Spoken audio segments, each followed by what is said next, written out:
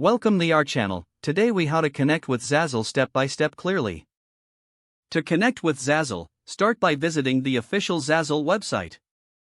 Once the home page loads, locate the sign up button in the upper right corner. Click on the sign up button to create a new account. Fill out the required information, including your email address and a password.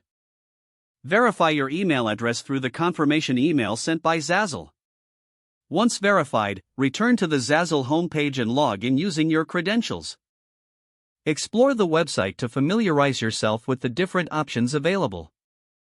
To create products, click on the Create tab in the main menu. Choose the type of product you want to design from the drop-down menu.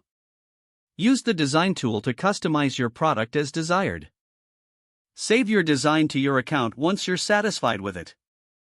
If you want to sell your designs, navigate to the Sell section in the menu. Follow the prompts to set up your shop and listing details. Select your payment preferences to receive earnings from your sales. Promote your Zazzle products through social media or other marketing strategies. Regularly check your account for updates and sales performance. If the page does not load, refresh the browser or try again in a private or incognito window.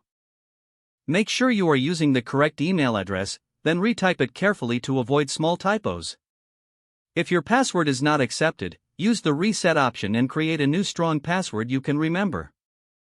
Check your spam folder for verification or security emails, then complete any requested confirmation steps.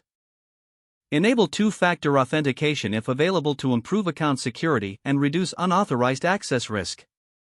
After signing in, review your profile details so your contact information and settings are accurate and current. If you see an error message, note it down and try again after restarting your device and internet connection. Log out when you finish, especially on shared devices, to keep your account and payment information secure. If the page does not load, refresh the browser or try again in a private or incognito window.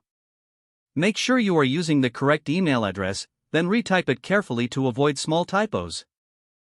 If your password is not accepted, use the reset option and create a new strong password you can remember. Check your spam folder for verification or security emails, then complete any requested confirmation steps. Don't forget to like this video and subscribe to our channel for more step-by-step tech guides.